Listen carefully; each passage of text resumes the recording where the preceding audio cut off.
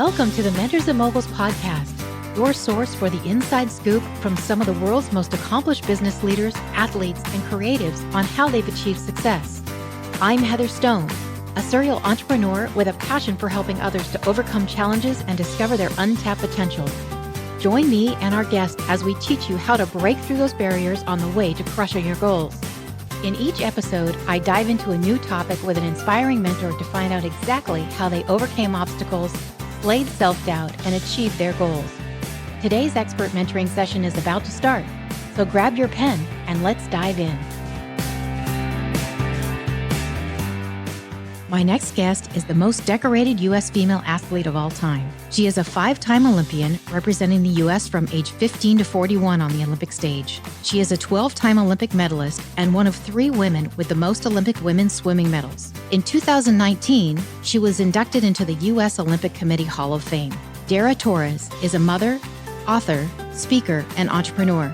Dara is one of the most requested female speakers sharing her story of overcoming obstacles such as age, injuries, insecurities, eating disorders, and even bullying. As a mentor and a mentee, this is a woman who can teach us all how to be the exception.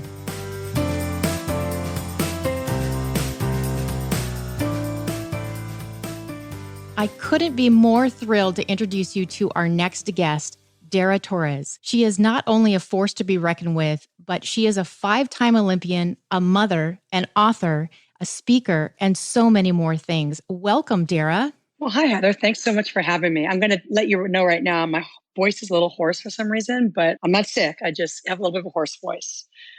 Not a problem, not a problem. Well, there's so many things that I'd like to talk about, so let's dive in. First of all, you are an amazing force. You're a role model as a member of the elite 5-time Olympian club. Did you ever dream about accomplishing these things as a young girl? You know, I never really did. I mean, my goal was just to go to the Olympic Games, which I did as a 17-year-old in 1984. And I thought, okay, this is great. And I thought I might have a shot at another one since I was going to continue swimming in college. And that was kind of it. And then all of a sudden these comebacks started coming. And I ended up swimming in a few more Olympic Games. So it wasn't something that I ever aspired to do. It just sort of happened with my life, with sort of the direction it was going in. Well, you have so many exciting things to talk about. I want to talk about a phrase that seems to follow your name right up front. What runs through your head when you hear the phrase, first woman in history to swim in the Olympics past the age of 40?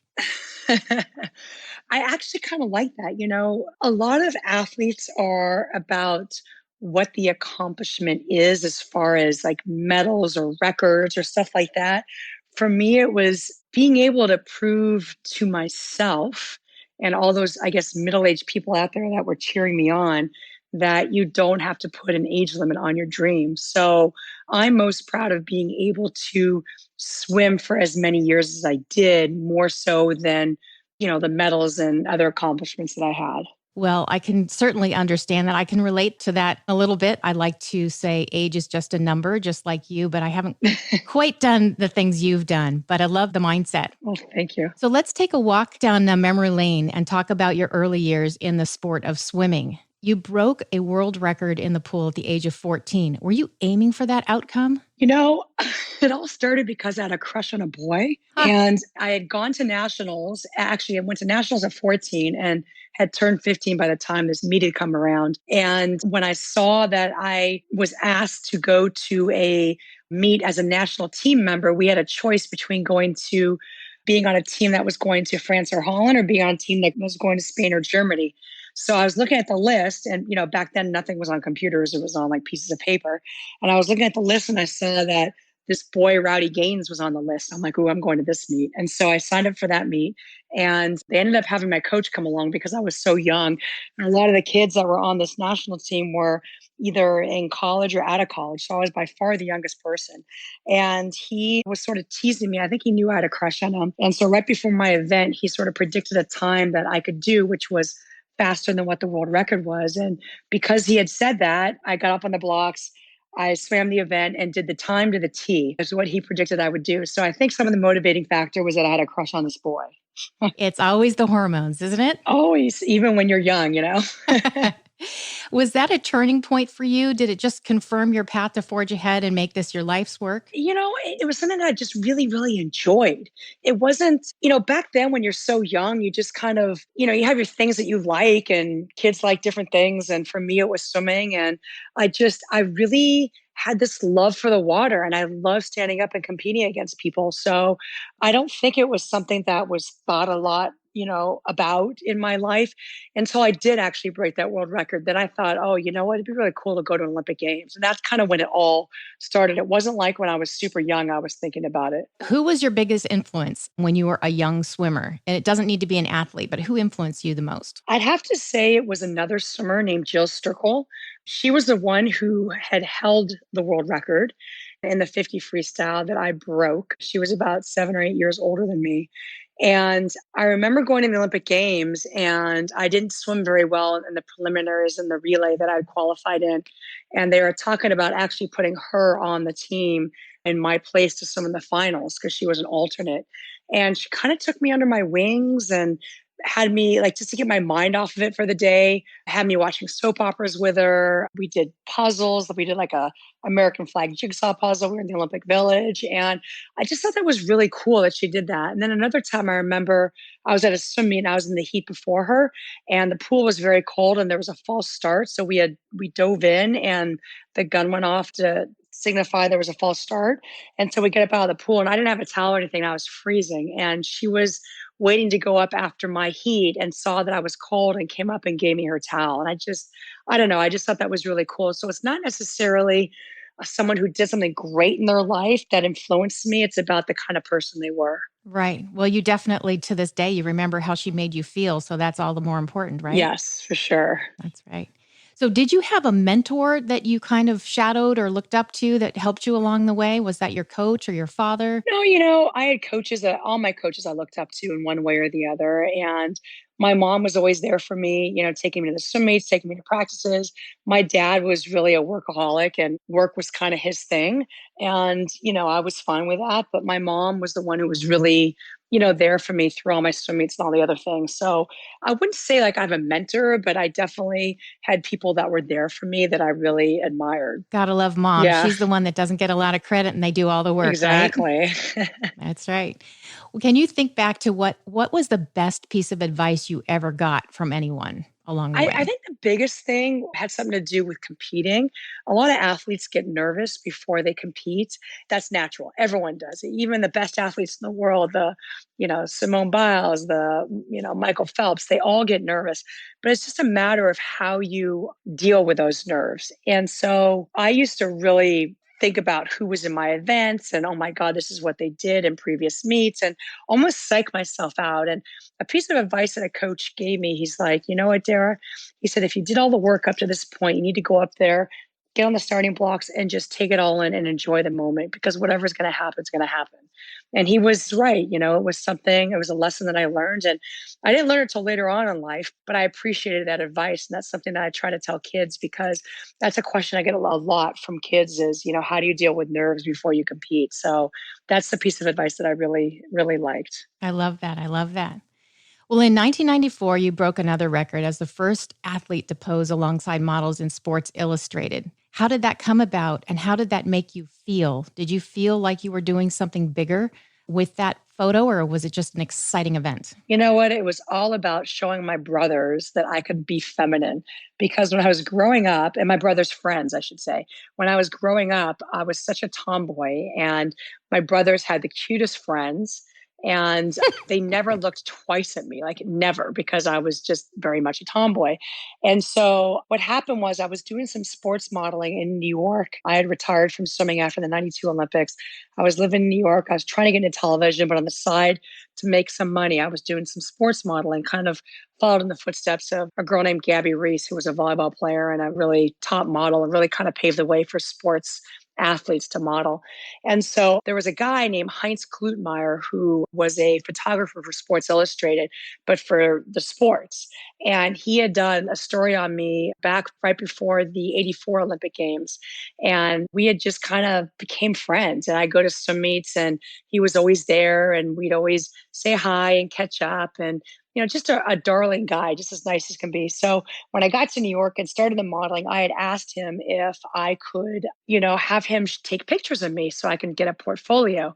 And he said, yeah, no problem or whatever. So what happened is he had went up to, after I found a modeling agency, he had gone up to Julie. I forgot her last name, but she was the editor at the time of Sports Illustrated. And he had told her about me. And Julie's a type that has to kind of have the idea and make it her idea and stuff. And so she kind of shot it down a little bit. And then I guess and I didn't even know he had done this. He did this on his own. And he had told me later on in life, how this had happened. And so then afterwards, because he had done a portfolio on me, he later just kind of put my pictures on her desk to let her find them and decide if she wanted to use me. And so she found them, called up my agent, and that's how I became the first athlete in the Sports Illustrated swimsuit issue. So it was really because of Heinz Klutmeyer, an infamous Sports Illustrated photographer. Well, lucky for him. Well, I love that story. So I've seen your pictures. And if the boys didn't notice you before, wow, they should have noticed you after, did they? It's funny. Yeah, I think they did. But the funny thing is Julie had wanted me to be more in Speedos. And I'm like, no, I want to be in hot, sexy suits. I don't want to be in Speedos.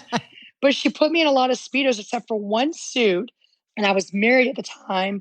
And she put me in a white suit. And I dove in and was getting up out of the pool in this beautiful white suit. And it was completely see-through. And I came up to her afterwards. I'm like, you have to do something about this or Photoshop it because my dad will kill me when he sees this and my husband will kill me if he sees this, So the one great shot, it ended up going in the calendar, I think it went into, but they ended up not putting it into the actual magazine. So I was still in Speedos in the actual magazine, but it really was a lot of fun. I got to meet Elle McPherson and Kathy Ireland, and there were some water polo guys there. And it was quite an experience to say the least. Wow. Well, they're beautiful. They're beautiful. So I know people say this to you all the time. How does she get her body? And I said, you know what? This woman works harder than probably anybody out there at keeping her body in fine tune. How much do you work out these days now that you're not swimming competitively? Exercise has always been a huge part of my life, huge part of my life. And, there were many years in between when I wasn't training for the Olympics that I was just the average person going to work, doing my thing. But I always made time for exercise. And it's a staple in my life. And I feel like there's just something about it that you get to relieve stress as you're exercising. There's endorphins that you get. It's just something that makes me really feel good. And obviously you get some great results, on how you look on the outside too. So I just feel like it's always been a part of my life and always will be a part of my life. Well, it does a body good if you are a walking poster girl for exercise. Oh, thank you. So Mentors and Moguls is all about kind of diving behind the curtain and looking at the ups and downs of someone's career and really digging in and finding out what makes people tick and how do they dig themselves out of maybe challenging times. So in 2012, sadly, you just missed making the U.S. Olympic swim team by 9/100ths of a second? Yes. I can't believe that. How did you overcome that setback? What was that like? And what were the steps that you took to kind of move forward? Well, first of all, I always turn negatives into positives. I don't feel like I don't have regrets in life. Things happen for a reason. I think you grow on them. You grow from the experiences. But, I think it dates back to the Olympics before that in 2008 when I had, lost the gold medal by 100th of a second. And I did everything in my power to be the best athlete that I could be and train so hard, ate the way I was supposed to eat, be there for a mom for my daughter and just, sleep the way I was supposed to sleep. So I remember losing that race and then getting out of the pool and thinking, how am I going to, I am one of the most competitive people. How am I going to be okay with this for the rest of my life that I lost by 100th of a second? And I remember on the plane ride home, which was a long plane ride from Beijing, I remember just sort of, I don't know, something kind of clicked. And I just kind of realized, you know what? I did give it everything I had. I left no stones unturned. There was nothing I really could have done. So I have to be okay with it. It just wasn't my day to win the gold medal. And I think having that attitude helped me in 2012 because I did train as best that I could. I did everything I possibly could. That time that I did at trials was the second best time I'd ever done at an Olympic trials. And I'd been to 5 previous ones. So it wasn't like it Mm. was that bad of a time. It's just the girls were getting faster and I was getting older. And so I got out of the pool and I was like, all right, I gave it everything I had. I wasn't crying. I wasn't, I definitely was crying after Beijing, but I wasn't crying after this because I'm like, you know what, I'm okay with it. I gave it everything I had. It's time to hang up my suits. And I had to console my mom who was crying, and I had to console my daughter who was 6 and was crying. But I was okay because I knew that I gave it everything I had and there's nothing else I could do. So I couldn't be upset because of that. What a great attitude. That's amazing. So the next day when you got home from Beijing, was it hard to get out of bed? Did you just take a few days and say, I don't want to see the pool for a while? What was that like the very first week? No, I had my daughter. So that first week, I was like, I just couldn't, I hadn't seen her in like 5 weeks. So I just couldn't wait. I remember every time she's only 2.5 at the time. And her thing with me is I go pss, pss, like that, and she knows it's me and she'll turn around. And so I got in like at 11 at night, whatever night I got back. And my nanny was there and she went home. And so I went to sleep and I got up in the morning and I had to take her to nursery school. And so I open her door and she's still asleep. And I go pss, pss, like that. And she literally, like out of a deep sleep, jumps out of bed and comes running in my arms. And that was, that's what life's about. It's about not, a race is a race, but this is my daughter. And, I was fine. I dropped her off at nursery school. I fed her and I went to Publix to get some food and, just kind of returned to life. It was like, okay, I did what I did, but, this is my priority. And, it wasn't like it was an athlete who their whole life trained for this one moment and then now they don't know what to do with their life. I had this other being I needed to take care of. And so that actually really helped me. What a wonderful way to shift your focus. I love that. Well, I know from your book, Age is Not a Number, that you reveal that you struggled with an issue, bulimia, during your first 2 Olympics. What was the moment when you realized you needed help or you needed to make some changes? Was there a moment? Yeah, it sort of started in college. I didn't even know what bulimia was. We had a coach that in college, my first year, that would weigh us all the time, would bring this scale to the school plane before me, and he wasn't mean about it. It was just like back then in the 80s, this is kind of what they did. And his philosophy was the more intimidated you were on the starting blocks, the more intimidated your opponents will be. So that's kind of what his philosophy was. And what happened was I was so exhausted from the training we were doing. It was such a eye-opening experience going from like high school swimming and club swimming to college training. And it was so much more difficult and the hours and the effort you had to put in was so different and so overwhelming and exhausting that the last thing I wanted to do was not make weight. And the 2 days we have off have to train because we didn't make weight. And so what happened was I had someone say, oh, if you do this, you can lose weight and you could still eat a lot and you could binge and purge and everything's fine. And so I was like, oh, great, and just started doing it. And then what happened is just became habitual, almost like it was a chemical thing you couldn't stop. And, I had it for about 5 years. So I had it my whole entire time in college. It was probably my lowest point in my life was dealing with that. When I got out of college, I moved to New York and my mom was like, you need to see a doctor and, get a physical. She didn't really know what was going on. But when I was there, I basically, the doctor asked if I had an issue with eating and I said no. And then went home and felt bad that I lied to her and went back and called her and said, yeah, something I lied about. And that was the first day that I finally admitted it and started to get help with it. At what point did you feel the most supported in that journey of getting out of that situation or that mindset? I think the biggest step for people who have an eating disorder is not admitting it to yourself, but admitting it to someone else so you can get help. That it was like once I did that, look, it was a hard road after that, but that was like the biggest step for me was admitting it. I mean, I wouldn't admit it to anyone because you're ashamed and you want to hide it. So that was the biggest step for me, biggest accomplishment. Right. Well, I can't imagine everyone has challenges. No one is perfect. So, if that's you got your way out of it, I'm sure you're a great role model for a lot of girls that are struggling with their own body image or their issues. I can't imagine the stress of getting on a scale like that. So, I don't think anybody would blame you, for heaven's sakes. I've heard that so many top athletes use a mindset of visualization for their training. What kind of mental preparation was most effective for you? Yeah, I'm a visual person, so I need to see, like, if I did something wrong in a race, I need to see it. If someone tells me something that I'm doing wrong with my stroke, I have to actually see it. They can't just tell me. And so I'm a little different than some athletes. I like to do it right, not visualize. So if I do something every day in practice, by the time I get ready for my race, I just want to do it, because if I start thinking about it and I visualize, I get too nervous. And then I start thinking, like, instead of like thinking positive things, I'm like, oh my God, in my visualization, instead of diving into the pool with a crisp, clean dive, I dive into the wrong lane, or, my mind messes with me. So I'm the type that I need to practice, practice, practice in my workouts. So when I go to a meet, I don't have to visualize. I just go and do it. Other people are really into visualization. I like to kind of get my mind off of the task at hand before I swim, so I'm not so nervous, and just go up there and enjoy the moment.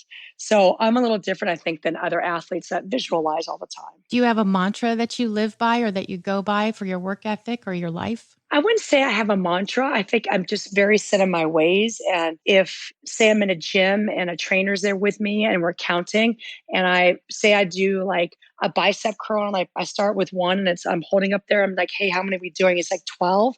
I'll start back down and start with 12. I won't count that as one. Like, I'm really like, I always try to do extra, or I don't cheat myself out of things. So I wouldn't say I have a mantra, but I'm very diligent about doing what I'm supposed to do and making sure I at least do it all or more. Yes. Well, proof is in the pudding. So there you go.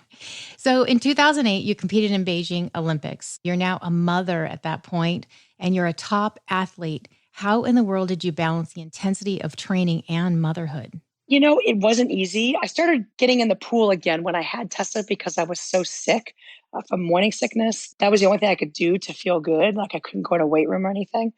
And I had no intentions of getting back in swimming again. And then a coach, about a week before I had my daughter, asked me to swim in a meet to try to get people to come to the meet. It was at Masters Nationals, like 3 weeks after I was supposed to have Tessa. And I was like, yeah, I don't think my doctor's going to let me. Well, long story short, I ended up doing it, and I swam in it, thought that that was it. Then I got asked to be in another meet like about 2.5 months after that. And while I was doing that, I'm like, okay, if I'm going to swim a meet, I have to do it right. So I got a babysitter to watch Tessa. And I really was like having guilt by leaving my daughter. It didn't feel right, and I didn't like that guilty feeling. And so as I was training for those 2.5 months, I really looked to working parents out there as inspirations to know that you can work and also be a great parent. So you can do what you love to do and be a great parent. And that really helped me sort of, I mean, I think you're always going to have guilt when you leave your child, but it sort of helped me put things into perspective, that there are so many working parents out there that do this, and it's okay. And that one day you can share it with your daughter.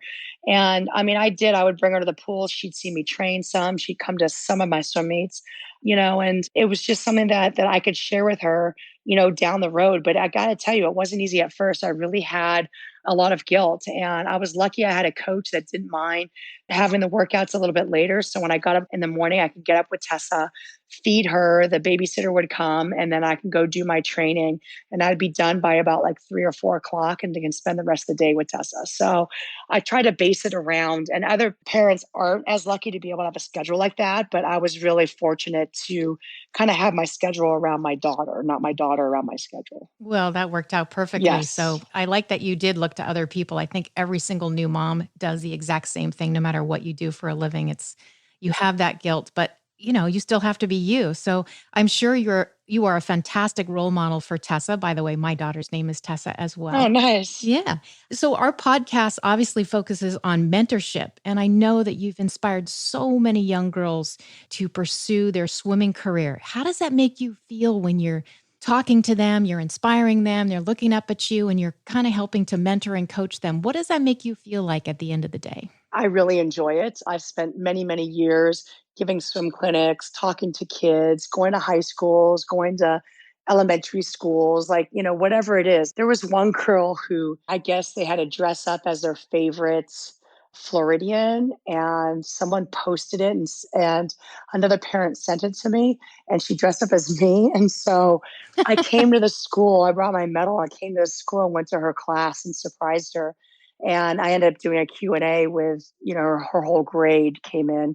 and did a Q&A with them for about 30, 45 minutes. And it was really a lot of fun. So I love doing that stuff. I find though that nowadays I feel like I try to inspire more middle-aged people because, Mm-hmm. a lot of the younger kids don't really, my last Olympics was 2008, trials 2012. So not as many kids know me, but I had spent many years being able to mentor kids and talk to them and talk about my struggles and my triumphs and tribulations. And, it's a great feeling. And now it's kind of nice to be able to inspire middle-aged people. And so it's just very rewarding in all aspects. And I never, in my wildest dreams when I was younger, would think that I'd be able to inspire people or help people, just through the sport of swimming. Well, okay. So this brings me to full disclosure. So Okay. I saw you on an interview way back in the day, and I have to say that you were actually a role model for me Aw. to keep going. So I was so excited when I learned that I had the chance to interview you today because you actually inspired me in a lot of ways. So thank you for that. Oh, that's so nice. I appreciate you telling me that. Thank you. All right. Well, so here's the rapid round. Quick answers. Okay. What is your guilty pleasure? Tacos. Favorite music? I like classic rock's my all-time favorite, but I also listen to today's music because I have a 14-year-old daughter. Okay.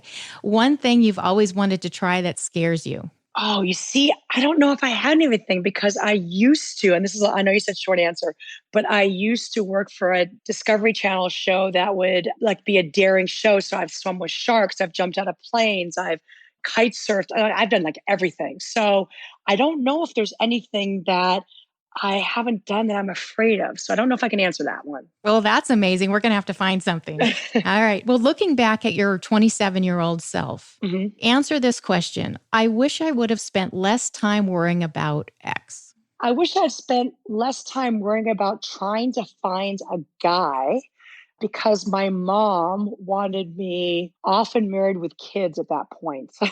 She'd had me, which was the fifth kid when she was 30. So I think she thought I was never going to get married and have a kid.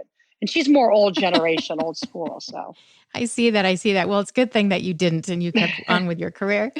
All right. So let's flip that on its head. I wish I would have spent more time on X. probably on myself, maybe, because I think I was one of these people that was always doing stuff for other people, or especially in relationships.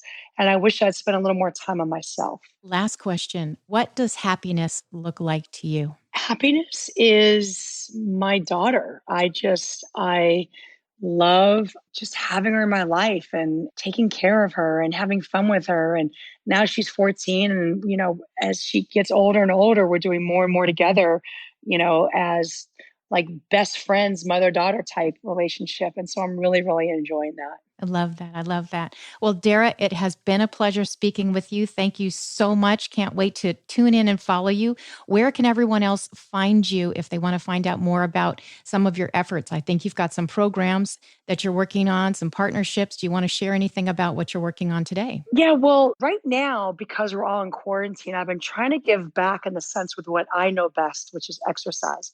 So on my Instagram, Swim Dara, SWIMDARA, I'm posting an exercise a day for people to do at home, and you don't have to have equipment. That's what's great about these exercises. I think I posted exercise number 39 today, and you could do it anywhere in your house. I've made it very simple. I've made it for beginners. I've made it for advanced people. So maybe your listeners can check that out.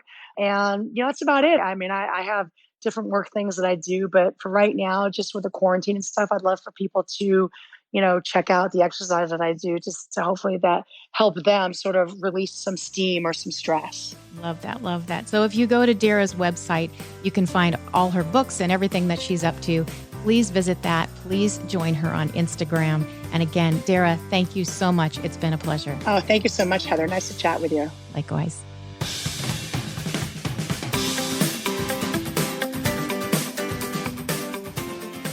That's all for this week. Thank you for listening to the Mentors and Moguls podcast. If you enjoyed this episode, please take a minute to rate and review the Mentors and Moguls podcast wherever you listen to podcasts. You can find bonus video episodes at mentorsandmogulspodcast.com or check out our events page and our blog at heatherrstone.com. Until next time, make it a great day.